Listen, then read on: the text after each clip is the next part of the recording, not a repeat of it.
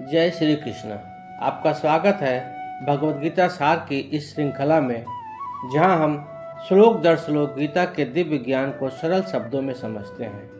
मित्रों, आज हम अध्याय 1 अर्जुन विषाद योग का श्लोक 24 से श्लोक 30 का मंथन करेंगे, जो हमें जीवन, कर्म और आत्मा की गहराइयों से परिचित कराते हैं।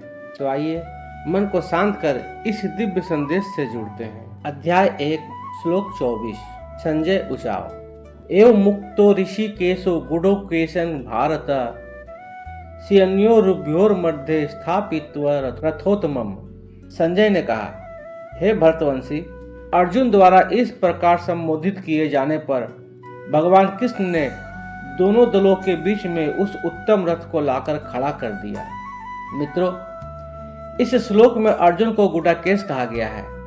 गुडाकेश का अर्थ है नींद, और जो नींद को जीत लेता है वह गुडाकेश है। नींद का अर्थ अज्ञान भी है।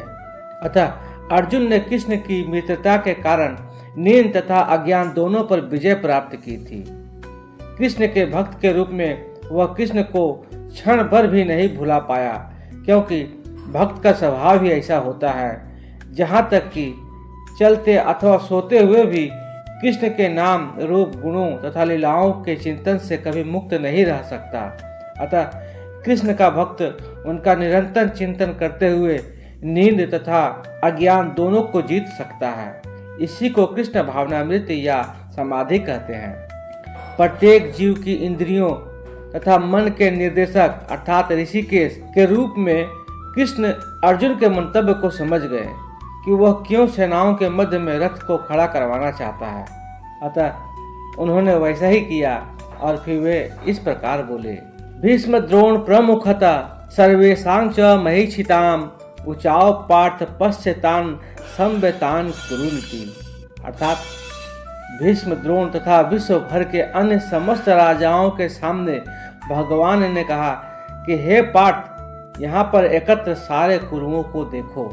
मित्रों, समस्त जीवों के परमात्मा स्वरूप भगवान कृष्ण यह जानते थे कि अर्जुन के मन में क्या बीत रहा है। इस प्रसंग में ऋषिकेश शब्द का प्रयोग सूचित करता है कि वे सब कुछ जानते थे।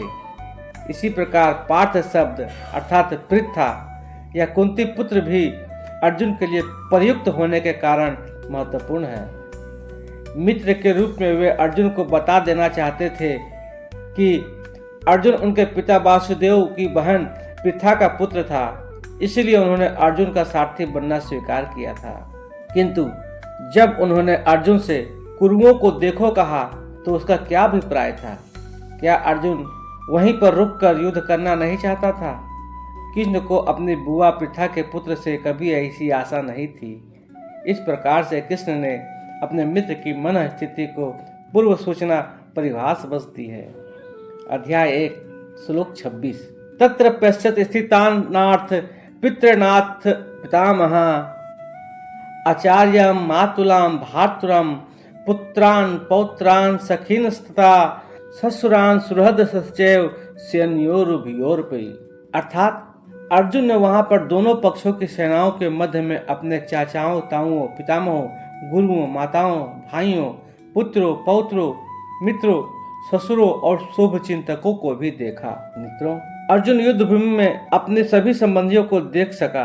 वह अपने पिता के समकालीन भूरिश्रवा जैसे व्यक्तियों, भीष्म तथा सोमदत्त जैसे पितामहों, द्रोणाचार्य तथा कृपाचार्य जैसे गुरुओं, शल्य तथा शकुनी जैसे मामाओं, दुर्योधन जैसे भाइयों, लक्ष्मण जैसे पुत्रों, अश्वत्थामा जैसे मित्रों एवं कृतवर्मा जैसे शुभ चिंतकों को देख सका।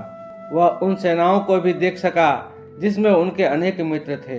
अध्याय 1 श्लोक 27। तान समीक्ष्य स कौन्तेयी सर्वान् बन्धून् अवस्थितान् कृपया प्रयाविष्टो विषीदन्निदम् अब्रवीत। जब कुंती पुत्र ने मित्रों तथा संबंधियों की इस विभिन्न श्रेणियों को देखा तो वह करुणा से अभिभूत हो गया और वह इस प्रकार बोला। अध्याय 1 श्लोक 28। अर्जुन उचाव दृष्ट्वा एवं स्वजनम कृष्ण इतुत्सुं सुपस्थितम छिदन्ति मम गत्राणि मुखं च परिश्वसति। अर्थात अर्जुन ने कहा, हे कृष्ण, इस प्रकार की युद्ध की इच्छा रखने वाले अपने मित्रों तथा संबंधियों को अपने समक्ष उपस्थित देखकर मेरे शरीर के अंग कांप रहे हैं और मेरा मुख सूखा जा रहा है। मित्रों, यथार्थ भक्ति से युक्त मनुष्य में वे सारे सद्गुण रहते हैं जो सत्पुरुषों या देवताओं में पाए जाते हैं, जबकि अभक्त अपनी शिक्षा तथा संस्कृति के द्वारा भौतिक योग्यताओं में चाहे कितने ही उन्नत क्यों न हो, इन ईश्वरीय गुणों से विहीन होता है। अतः स्वजनों, मित्रों तथा संबंधियों को युद्ध भूमि में देखते ही अर्जुन उन सबों के लिए करुणा से अभिभूत हो गया जिन्होंने परस्पर युद्ध करने का निश्चय किया था। जहाँ तक उनके अपने सैनिकों का संबंध था, वह उनके प्रति प्रारंभ से दयालु था, किंतु विपक्षी दल के सैनिकों की आसन्न मृत्यु को देखकर वह उन पर भी दया का अनुभव कर रहा था। और जब वह इस प्रकार सोच रहा था तो उनके अंगों में कंपन होने लगा और मुख सूख गया। उन सबको युद्धाभिमुख देखकर उसे आश्चर्य भी हुआ। प्रायः सारा कुटुंब, अर्जुन के सगे संबंधी उससे युद्ध करने आए थे। यद्यपि इसका उल्लेख नहीं है, किंतु तो भी सहज अनुमान लगाया जा सकता है कि न केवल उनके अंग कांप रहे थे और मुख सूख रहा था, अपितु वह दयावश रुदन भी कर रहा था। अर्जुन में ऐसे लक्षण किसी दुर्बलता के कारण नहीं, अपितु हृदय की कोमलता के कारण थे, जो भगवान के शुद्ध भक्त का लक्षण है। अतः कहा गया है, जो भगवान के प्रति अविचल भक्ति रखता है उसमें देवताओं के सद्गुण पाए जाते हैं, किंतु जो भगवत भक्त नहीं है उसके पास भौतिक योग्यताएं भी रहती है जिसका कोई मूल्य नहीं होता। इसका कारण यह है कि वह मानसिक धरातल पर मंडराता रहता है और ज्वलंत माया के द्वारा अवश्य ही आकृष्ट होता है। अध्याय 1 श्लोक 29। देपथुस्य च शरीरे में रोम हर्षच जायते गांडीव संस्रस्ते हस्तात क्वच परिदहाते। अर्थात मेरा शरीर कांप रहा है, मेरे रोंगटे खड़े हो रहे हैं और मेरा गांडीव धनुष मेरे हाथ से सरक रहा है और मेरी त्वचा जल रही है। मित्रों, शरीर में 2 प्रकार का कंपन होता है और रोंगटे भी 2 प्रकार से खड़े होते हैं। ऐसा या तो आध्यात्मिक परम आनंद के समय होता है या भौतिक परिस्थितियों में अत्यधिक भय उत्पन्न होने पर होता है। दिव्य साक्षात्कार में कोई भय नहीं होता। इस अवस्था में अर्जुन के जो लक्षण है वे भौतिक भय अर्थात जीवन की हानि के कारण है। अन्य लक्षणों से भी यह स्पष्ट है, वह इतना अधीर हो गया है कि उनका विख्यात धनुष गांडीव उनके हाथ से सरक रहा था और उनकी त्वचा में जलन उत्पन्न हो रही थी। ये सब लक्षण देहात्म बुद्धि से जन्म है। अध्याय 1 श्लोक 30। न च शक्योम्यवस्थातु ब्रह्मतीव च मे मना निमित्तानि च पश्चामि विपरीतानि केशव। अर्थात मैं यहाँ अब और अधिक खड़ा रहने में असमर्थ हूँ। मैं अपने को भूल रहा हूँ और मेरा सिर चकरा रहा है। हे कृष्ण, मुझे तो केवल अमंगल के कारण दिख रहे हैं। मित्रों, अपने अधैर्य के कारण अर्जुन युद्ध भूमि में खड़ा रहने में असमर्थ था और अपने मन की दुर्बलता के कारण उसे आत्मस्मृति हो रही थी। भौतिक वस्तुओं के प्रति अत्यधिक आसक्ति के कारण मनुष्य ऐसे मोहमयी स्थिति में पड़ जाता है एवं ऐसा भय तथा मानसिक असंतुलन उन व्यक्तियों में उत्पन्न होता है जो भौतिक परिस्थितियों से ग्रस्त होते हैं। अर्जुन को युद्ध भूमि में केवल दुखदायी पराजय की प्रतीति हो रही थी।